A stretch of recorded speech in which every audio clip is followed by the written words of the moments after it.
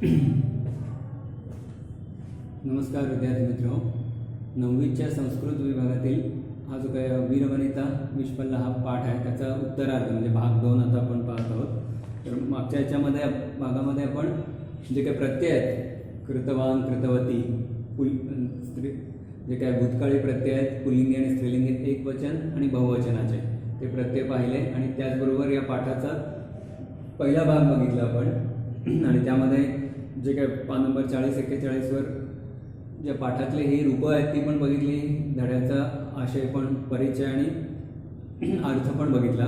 तर पान नंबर 41 वरचा आपला जो काय पुढचा पॅराग्राफ आहे तिथून आता आपल्याला सुरुवात करायची आहे। तर इथं पण आहे अनंतर दिने, इथनं पुढे जे काही 2 छोटे पॅराग्राफ आहेत तर ते आपल्याला आता पूर्ण करायचं आणि अशा प्रकारे धडा पूर्ण करायचा आहे। तर याच्या आधी आपण बघितलं की जे म्हणजे युद्धाच्या वेळी विष्पल्ला याचा खेलराज त्याच्या पती आहेत राजा त्याच्याबरोबर मदत करत असताना शत्रू सैनिकांनी युगपथ आक्रमण म्हणजे एकत्र येऊन तिचा पाय जखमी केला, पाय तिला कापावा लागला आणि नंतर तिनं अश्विनी कुमारांची प्रार्थना केली आणि त्या अश्विनी कुमारांच्या प्रार्थनेनुसार अश्विनी कुमार हे देवतांचे जे कौशल्य विशारद आहेत त्यांनी तिच्या पायावर शस्त्रक्रिया करून लोहयुक्तम पादम म्हणजे लोखंडी पाय बसवला आणि तिची काय तीव्र इच्छा होती की लगेचच दुसऱ्या दिवशी तिला ते युद्ध करायचं होतं, आपल्या पतीला मदत करून शत्रूंवर आक्रमण करून विजय प्राप्त करायचं होतं। तर ते पुढचा भाग फार रोचक असा भाग हा या 2 पॅराग्राफमध्ये आहे। तर अनंतर दिने प्रातः सा महता उत्साहेनं रणरंगम आगतवती।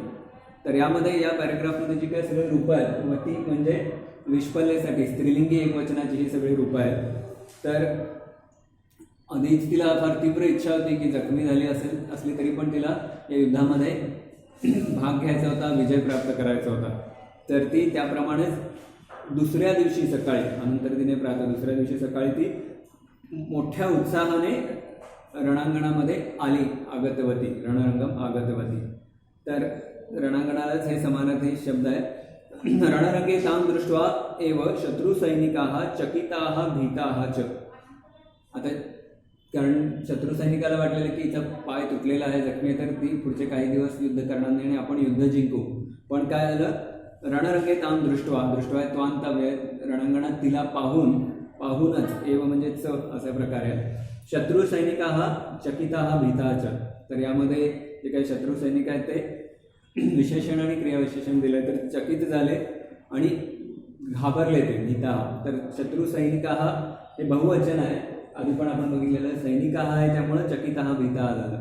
विशेषण विशेष जो काही संबंध आहे त्यानुसार त्याचं जे काय वचन आहे आणि त्या प्रकारेच रूपं झालेले आहेत। आणि खाली पण प्रश्नामध्ये दिलेलं आहे की जे काय विशेषणांचे अनेक यादी दिलेली आहे त्यामधली कुठली विशेषणं कोणत्या नामासाठी वापरलेले आहेत ते पण आपल्याला करायचं। विशेष करून विष्पल्ल्यासाठी जी काही विशेषणं वापरली आहेत ती निवडायची आहेत आणि बाकीची बाजूला काढायची। तर त्यामध्ये पण ते चकिता भीता आहे जे आहे ते शत्रू सैनिका बहुवचनी विशेषण आहेत। तर पुढे दिलंय की तस्याः दर्शनमात्रेण एव तेषां धैर्यं नष्टं जातं। तर पहिल्यांदा ते चकित झाले आणि जे घाबरले आणि पुढे काय झालं, तिच्या दर्शनानेच विष्पल्ल्याला पाहूनच दर्शनानेच जे काही शत्रू सैनिकांचं जे धैर्य आहे ते नष्ट झालं। कारण एकदम अनपेक्षित अशी गोष्ट होती, आधी तिच्याच अतिशय उत्साही अशा युद्धामुळे शत्रू सैनिक हारायला टेकलेले आणि त्यांना वाटलं आता ही जखमी झाली तर आपण जिंकू, पण त्यांची जी काय त्यांचा अपेक्षाभंग या ठिकाणी झालेला दिसून येतो। तर त्यांचं धैर्य नष्ट झालं कारण आता पुन्हा आलेले आणि पुन्हा जे काय पाय जे काय तिचा तोडलेला तो पण पुन्हा आलेला, तर त्यांना आश्चर्य वाटलं। सा यदा आयुध प्रहारम आरब्धवती तदा ते सर्वथा हतोत्साह जाता। तर आयुध प्रहारम म्हणजे सा यदा जेव्हा तेव्हा अशा प्रकारे यदा तदा जेव्हा तिनं आयुध म्हणजे हत्यार म्हणजे काही वेगवेगळी आयुध म्हणजे शस्त्रास्त्र तर त्याचा जेव्हा प्रहार तिनं चालू केला, आरब्धवती पुन्हा एक वती आलेला आहे, सगळे क्रियापद आहेत त्याला वती प्रत्यय लागले। जेव्हा तिनं जे काही शस्त्रास्त्रांचा प्रहार चालू केला तेव्हा ते सहातवते म्हणजे बहुवचन आहे, तर ते म्हणजे सगळे शत्रू सैनिक आहात। तर शत्रू सैनिकाः सर्वथा हतोत्साह जाता. तिचा उत्साह आणि युद्धाचं जे काही प्रावीण्य बघून शत्रू सैनिकांचा उत्साह कमी झाला, हतोत्साह, निराश झाले ते किंवा हतोत्साहित झाले. आता पुढे दिलंय विष्पला शत्रून कदली वृक्षान इव लीलया कर्तितवती. तर त्या विष्पलेनं हे पण प्रथम आहे, तिनं काय केलं, विष्पला शत्रू सैनिकांना तिनं कदली वृक्षानिव, शत्रून, तर कदली वृक्ष म्हणजे कदली फल म्हणजे केळ, कदली वृक्ष केळाप्रमाणेच, केळाचं जे काही झाड आहे ते नाजूक असतात, लगेचच त्याला कापता येतं, तर त्याप्रमाणे केळाच्या झाडाप्रमाणे लीलया अगदी सहजपणे तिनं त्या शत्रू सैनिकांना जखमी केलं किंवा ठार केलं, कापून काढलं, अशा प्रकारे याचा शब्दशः अर्थ होतो. तर आता सहस्राधिका सैनिका तया समृता, आणि तिचा एवढा, कारण आधीचा पण तिचा अनुभव होता शत्रू सैनिकांबरोबर युद्ध करण्याचा, आणि अशा प्रकारे केळीच्या झाडाला जसं सहज कापतात तर त्याप्रमाणे तिनं शत्रू सैनिकांचे सहस्राधिका, सहस्त्र म्हणजे हजारांपेक्षा जास्त असे सैनिक तिने समृता, तर अशा प्रकारे जखमी केले किंवा ठार केले. तर या ठिकाणी म्हणून सैनिका आहे म्हणून समृता. आता इथं याच्यामध्ये पण बघितलं आपण की सैनिकांसाठी वेगवेगळी जी काय बहुवचनाची रूपं झालेली आहेत, चकिता, अशा प्रकारे अनेक वचनाची, देवाहा देवाहा प्रथम, तर त्याप्रमाणे शत्रू सैनिका. आणि इथलं पण या पॅरेग्राफच्या शेवटी हे समृता, चकिता, आणि जे कुठलं आहे त्या अशा प्रकारची जी काही रूपं आलेली आहेत त्याला पण तुम्ही इथं दिलेले आहेत त्याला अंडरलाईन करू शकता. तर परीक्षेमध्ये पण विचारलं जातं की विशेषण आणि विशेष त्यानुसार त्याची रूपं द्यायची आहेत, तर हे बघू शकता, आणि खालचा पण प्रश्न त्यानुसारचाच आहे. तर आता शेवटचा छोटा कन्क्लुडिंग, शेवटचा पॅरेग्राफ राहिलेला आहे. एवं विष्पलयाः शौर्यस्य कारणतः तस्मिन् युद्धे खेलराजस्य एव जयः अभवत्. तर विष्पलेच्या जे काही शूरपणे तिनं जे शौर्य दाखवलं आणि त्यानुसार युद्ध केलं त्या कारणामुळे, त्यामुळे तस्मिन् युद्धे, त्या युद्धामध्ये खेलराजस्य एव जयः अभवत्. तर ती कोणाचे प्रतिनिधित्व करत होती, त्याचे जे काय राजा किंवा पती आहेत खेलराज, त्यांचाच विजय झाला, अभवत. इथं प्रथम भूतकाळाचं रूप आहे, खेलराजाचा विजय झाला तिच्या या पराक्रमामुळे. आणि पुढे दिलंय वीरवनिता विष्पला भर्त्रासह रणरंगम प्रविश्य शौर्येण युद्धम कृतवती. तर आपले जे काय स्वामी आहेत तर त्यांच्यासह त्या विष्पलेनं सहला तृतीय येते म्हणून भर्त्रा झालं, भर्ता म्हणजे राजासारखं, त्याच्यासह रणांगणामध्ये प्रवेश केला आणि शौर्येण युद्धम कृतवती, पण पुन्हा एकदा हे आलं कृतवती. तर रणांगणात प्रवेश केला आणि शौर्यानं पुन्हा युद्ध केलं आणि युद्ध जिंकलं. त्याच्यात निष्कर्ष दिलाय पादकर्तनात अंतरम अपि अश्विनी कुमारयोः अनुग्रहेण पादम पुनः प्राप्तवती शत्रुं संहृतवती. आता वरती संहृता हा तेच रूप आलेलं आहे. तर कर्तनांतरम अपि म्हणजे तिचा पाय तुटला, कापायला लागला, तरी पण अश्विनी कुमारांच्या कृपेनं, अनुग्रह म्हणजे कृपा, अनेक वेळा आपण हे शब्द, त्यांचे जे काही त्याच्यावर कृपा झाली आणि त्यांचे जे काही विशेष त्यांनी आपल्या विद्येचा प्रयोग केला तर तिला लोखंडी पाय बसवला. तर पारम पुनः प्राप्तवती, तर इथं पण सगळ्यांना वती हे लागलेले प्रत्यय, तर तिचा पाय पुन्हा प्राप्त झाला.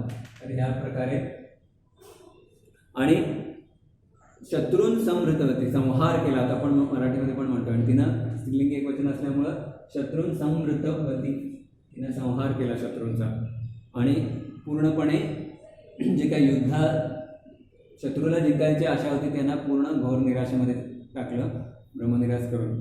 तर इथं जसं काय मॅच चेंजिंग असेल, टर्निंग पॉईंट, तर त्याप्रमाणे तिनं या प्रकारे युद्ध जिंकलं.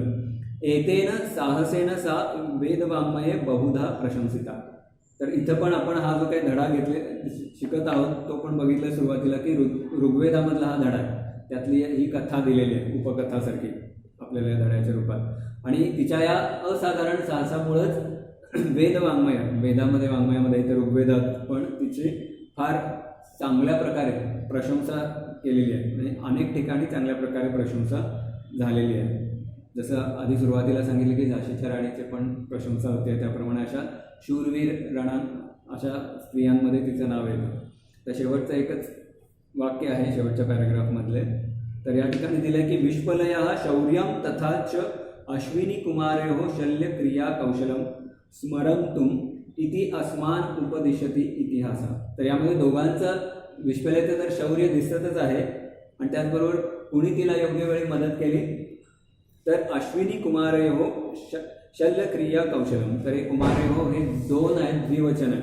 तर अश्विनी कुमारयोः आधी पण हे द्विवचन आलेलं आहे.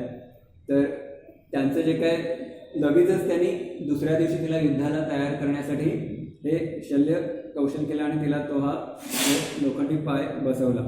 आणि ह्या पाठामध्ये या दोन गोष्टी महत्त्वाच्या आहेत. तर उपदेश पण आहे आणि या दोन गोष्टी स्मरंतुम, या दोन गोष्टी स्मरणात आपण ठेवल्या पाहिजेत. इति अस्मान उपदिशती इतिहास. तर हा इतिहासामध्ये आपल्याला किंवा या पाठामध्ये इतिहास म्हणजे घडलेली गोष्ट आहे, तर त्यामध्ये आपल्याला या दोन प्रेरणा घेऊ शकतो आपण. विश्वलया तिचं शौर्य आणि तिनं प्रार्थना केल्यावर अश्विनी कुमार आले आणि त्यांनी लगेचच रातोरात तिला जो काय उपचार केले आणि लोखंडी पाय बसवला, त्यामुळंच ती दुसऱ्या दिवशी उत्साहानं युद्ध करू शकली. तर अशा प्रकारे एकमेकांना परस्पर पूरक अशा प्रकारे त्यांनी एक कार्य केलं आणि चांगल्या प्रकारे इतिहासामध्ये आपलं नाव अजरामर केलं. तर अशा प्रकारे हा दोन छोटे हे पॅराग्राफ राहिलेले, त्यामध्ये जो काही निर्णयात्मक हे परिच्छेद आहे त्यामध्ये आपण बघितलं की कशा प्रकारे तिनं उत्साहानं युद्ध करून जखमी अवस्थेतून बरी झाली, युद्ध केलं आणि विजय प्राप्त केला आपल्या राजासाठी. तर खेलराज आणि विश्वलया यांचं पण गुणगान आहे आणि त्याचबरोबर अश्विनी कुमारांचं पण गुणगान याच्यामध्ये आहे. फार सुंदर आणि रोचक कथा. आणि विशेष करून आपण जे वान आणि वती हे जे काही भूतकाळी रूप आहेत प्रत्यय, ते पण यामध्ये पहिल्या 2-3 पॅराग्राफमध्ये पण शिकलेलो आणि इथं ते बघितलं. या उत्तरार्धामध्ये विश्वलयासाठी स्त्रीलिंगी एकवचनाचेही रूप आहेत जास्त. तर आता भाषा अभ्यास जर बघितला पुढं, तर आधी आपण जे काही वान आणि वती हे जे काही रूपं याच्या आधी सोडवलेली आहे रम्य संस्कृतमध्ये, तर तीच एकूण जे काय स्वर याच्यामध्ये जर बघितलं तर एकूण 10 वाक्य आहेत. तर सगळ्यात पहिल्यांदा महत्त्वाचा आधी जसा आपण प्रश्न सोडवला तर कर्ता एकवचनी आहे का बहुवचनी बघायचं, आणि मग दुसरं तो कर्ता आहे तो पुल्लिंगी आहे का स्त्रीलिंगी हे बघायचं. आणि त्यानुसार आता शत्रवः बहुवचन आहे त्यामुळे कृतवंतः. आणि सगळ्यात महत्त्वाचं म्हणजे आपल्याला हे पण समजून करायचं आणि त्याचबरोबर परीक्षेमध्ये पॅराग्राफ दिलेला असतो परिच्छेद, त्यामध्ये शोधून पण उत्तरं क्रॉस चेक करायचे आहेत आपल्याला. तर इथं आधी पण मी काय काय सोडवून दिलेली, तर हे मुख्य आपल्याला सूत्र पालन करायचं आहे. एक म्हणजे कर्ता जो आहे तो पुल्लिंगी आहे का स्त्रीलिंगी. तर आपण आधी बघितलं की वान आणि वती, आणि बहुवचनाचा भवान भवंतु भवंतः होणार पुल्लिंगी रूप, आणि स्त्रीलिंगीच्या नदी नद्यो नद्या त्याप्रमाणे. तर पुल्लिंगी आहे का स्त्रीलिंगी हे एक, आणि पुढं एकवचनी आहे का बहुवचनी. तर ह्याच्यामध्ये पण आपण बघितलं इथं पुल्लिंगी एकवचन असेल तर या ठिकाणी वान हा प्रत्यय लागतो, हे जे काही सूत्र आहे. स्त्रीलिंगी एकवचन असेल, स्त्रीलिंगी एकवचन असेल तर वती हा प्रत्यय लागतो, त्यामध्ये एकवचन असेल. आणि बहुवचन असेल तर काय वानंतु वंतः भवांचं हे जे काय बहुवचनाचं पुल्लिंगी बहुवचन असेल तर हे, आणि स्त्रीलिंगी बहुवचन नदी नद्यो नद्यः वत्यः अशा प्रकारे हे रूप येतात, ते आपण बघितलेलं आहे. त्यानुसार यामधलं शत्रवः आणि शत्रू सैनिक हा जे ज्या ठिकाणी आहे अ मध्ये आहे, जिथं जिथं आहे तिथं पुल्लिंगी बहुवचन आहे. शत्रू अनेक आहेत त्यामुळे. आता उ मध्ये पण सैनिक हा जिथं जिथं आहे तिथं पुल्लिंगी बहुवचन आहे, त्यामुळं वंतः आहे ना.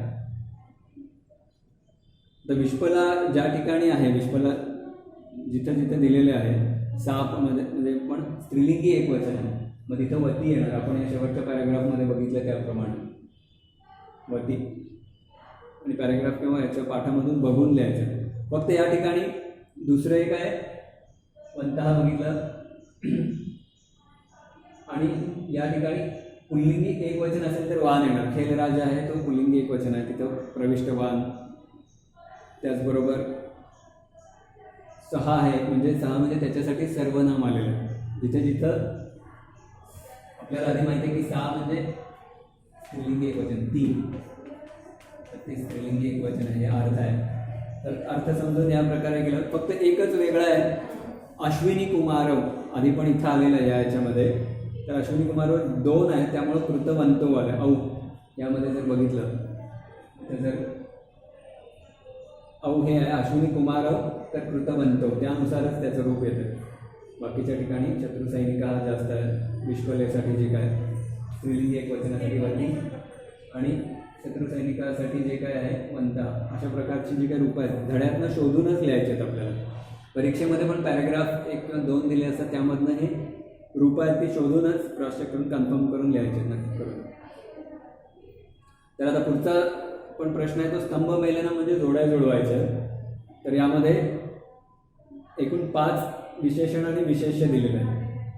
तर यामध्ये नीट बघा खाली, तर लोहयुक्तम, तर यामध्ये दिले तर लोहयुक्तम तिचा पाय होता लोहयुक्तम.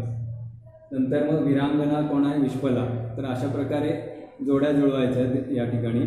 भीता हा सैनिक हा ते घाबरले भीता. आणि नंतर महद युद्धम झालं, त्यानुसार शूर हा तर खेलराज पण शूर होता. तर त्यामध्ये ह्यामध्ये पण 5 जी काही रूपं आहेत ते पुल्लिंगी आहेत का स्त्रीलिंगी एकवचन आहेत का बहुवचन, त्यानुसार हे करायचं. महत युद्धम हे नपुंसकलिंगी एकवचन आहे. आणि या धड्यातनं पण माहिती आहे लोखंडी पाय. विरांगना कोण आहे ते विश्वला आहे, भीता शत्रुसैनिका वगैरे. अशा प्रकारे त्याच्या इथं 5ला 5 जोड्या जुळवायच्या. या बाजूला पण 5, इकडं 5 आहे. तर यामध्ये पण हे सूत्र आहे, एकवचनी आहे का अनेक वचन आहे. विशेषण आणि विशेष्याचा पण संबंध आहे की जर एकवचनी कर्ता असेल तर त्याला एकवचनाचंच विशेषण हे लागतं. त्या कर्त्यानुसार किंवा नामानुसार ते विशेषण येतं. भीता हा शत्रुसैनिका, अनेक वचन असेल तर अनेक वचन, स्त्रीलिंगी एकवचन असेल तर स्त्रीलिंगी एकवचन. हे जे का वरचंच सूत्र या ठिकाणी लागू पडतं. नाही तर 5च आहेत, त्यामुळं तर जे काय मी सांगितलं तुम्ही ऐकून जोड्या जुळवायचं.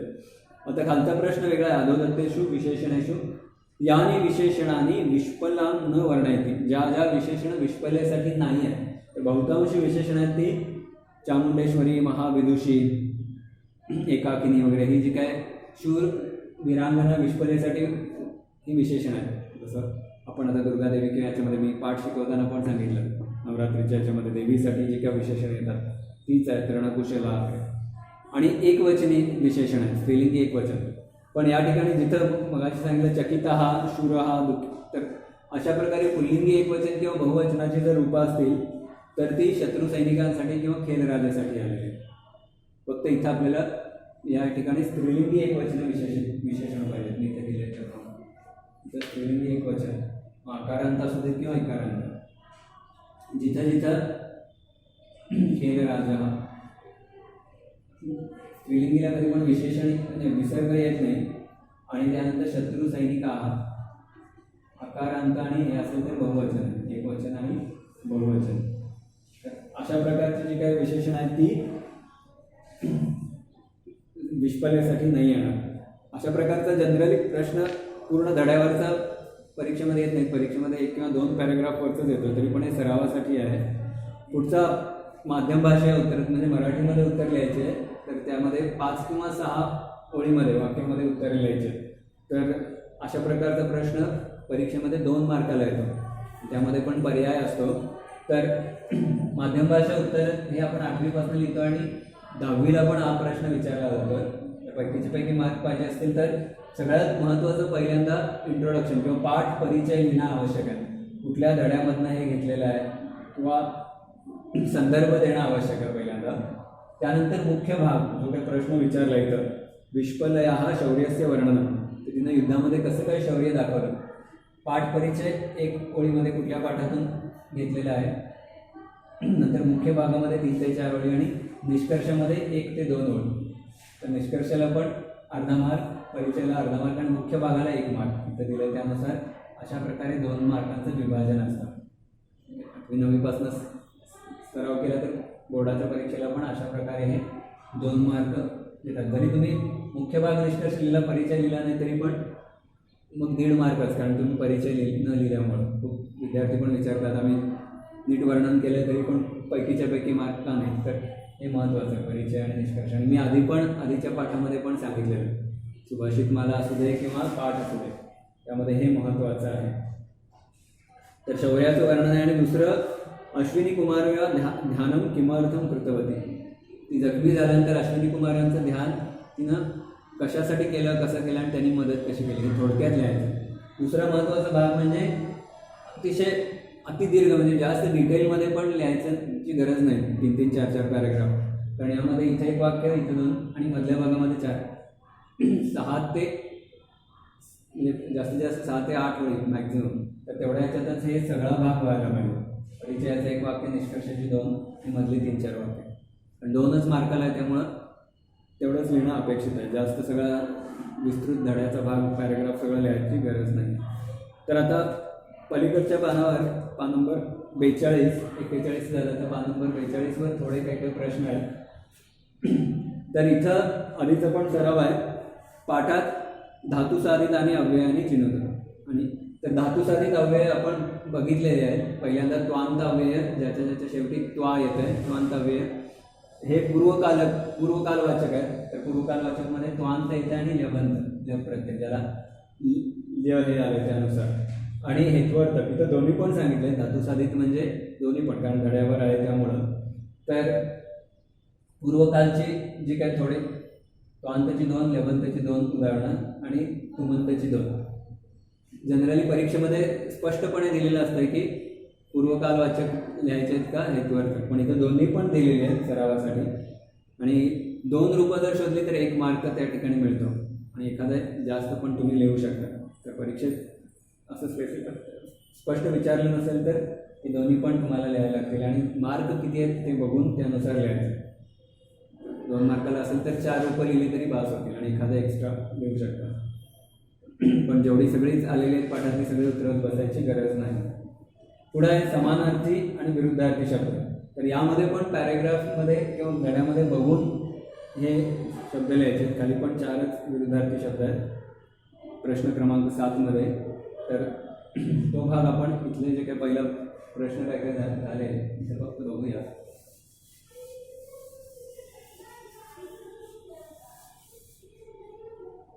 तर एक तर पाठामधले जे काही रूप आहेत विरुद्धार्थी, मित्र आहे मित्रम, तर ज्या मित्रम आहे तर शत्रू एक वचनामध्ये विचारलं तर एक वचनामध्ये.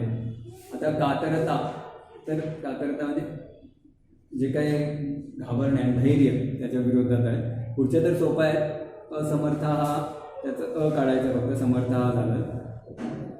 आता पुढं कातर हा म्हणजे म्हणजे मित्रा, आणि शूरा वीरा अशा प्रकारे त्याच्याबरोबर विरुद्धार्थ. आणि इथं पण पराजयाचं परा काढलं की जया, विजय असं पण हे लिहू शकतं. तर यामध्ये ही जी काही रूपं आहेत ती अनेक जे काही परिच्छेदामध्ये किंवा ह्याच्यामध्ये दिलेली आहे ती शोधून पण लिहायची आहे. त्याच्यामध्ये फक्त अर्थ माहिती असलं पाहिजे. त्याप्रमाणे समानार्थी याच्यामध्ये पण, हरी म्हणजे शत्रू, चरणा म्हणजे पाद, वीर्य म्हणजे शौर्यम, अशा प्रकारे यातली अनेक जे आहेत रूपं ती पॅरेग्राफमध्ये आहेत किंवा पॅरेग्राफमध्ये असलेल्यांची रूपं विचारलेली आहेत. फक्त काय काय जे जरा वेगळं वाटतं तुम्हाला. संग्राम म्हणजे युद्ध. आता याच्यामध्ये समानार्थी जे आहे संग्राम म्हणतात तसंच युद्ध. आणि विसर्ग आणि एकवचनामध्ये विचारलं तर तसंच लिहायचं. रणांगणम रणरंगम बघितलं आपण. रक्षका म्हणजे सैनिक दोन्ही ठिकाणी आपण परिच्छेदात आहे शब्द. पंडिता दिलाय आकारांत स्त्रीलिंगी, तर त्याचं विदुषी पण होत आहे इकारांत एकवचन, पंडिताचं ता विचारलं त्यामुळे. आता भिक्षक म्हणजे पाहून आणि दृष्टवा, याचं पण तसंच येतं. लेबंतावे त्याचं भिक्षेचं दृष्टवा येतं. अवलोक्य पण येतं त्यामध्ये पाहून. लेबंतचं तर लेबंत. वेदनाचं पीडा आहे, सोपं आहे. अगणित असंख्य आता यामध्ये अगणित तर इथं संख्याच्या पुढं लावलं तर फक्त अनुस्वार न देता बाकीची जे सोपी आणि पॅराग्राफमधली जी काही रूपं आहेत ती इथं स्पष्ट आहेत. तर समानार्थी आणि विरुद्धार्थी याच्यामध्ये पण जर 2 मार्काला असतील तर त्याच्याबरोबर 2 आहे ते 1 मार्काला असतात आणि अनेक वेळा त्याला पण पर्याय येतात. चाचणीमध्ये आपण पण बघितलं त्यानुसार 6 महिन्यामध्ये. आता खाली पुन्हा स्त्रीलिंगी पुल्लिंगी याचं रिकाम्या जागा भरायच्या आहेत. तर पतीही तर पत्नीही झालं आहे. पती ही पत्नी. रणकुशला हा पुल्लिंगीचं स्त्रीलिंगी रूप द्यायचं आहे. रणकुशला तर रणकुशला विरुद्धार्थी आणि याच्यामध्ये हा फरक आहे. तर यामध्ये पुल्लिंगाचं स्त्रीलिंगी रूप रणकुशलाचं कुशला ते जे काय आहे तर याचं ला रणकुशला आहे. शूराहाचं पण त्यानुसार इथं शूराहाचं शूरा पुल्लिंगी एक वचनातलं आहे त्याचं स्त्रीलिंगी एक वचन लिहायचं. शूराहाचं शूरा ते शूरा झालं तर इथं शूरा येणार त्यानुसार. आणि हे पण पॅराग्राफमध्ये रूप आहे. भीताचं पण भीता भीता भीता त्याप्रमाणे. एकाकीचं एकाकिनी या ठिकाणी पण एकाकी आहे आणि याच्या ठिकाणी ती दीर्घ आणि एकाकिनी.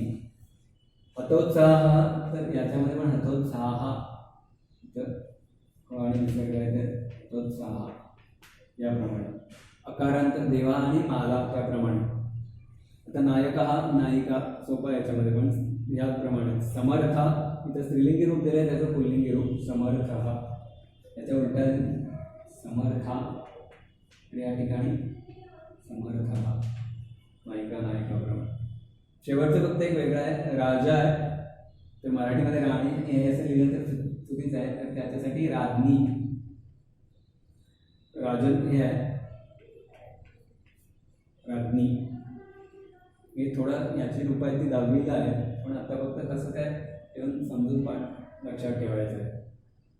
तर प्रत्येक याच्यामध्ये यातली 1 मार्काला 2 अशा प्रकारे पण हे विचारले जातात लिंग परिवर्तन याच्यामध्ये.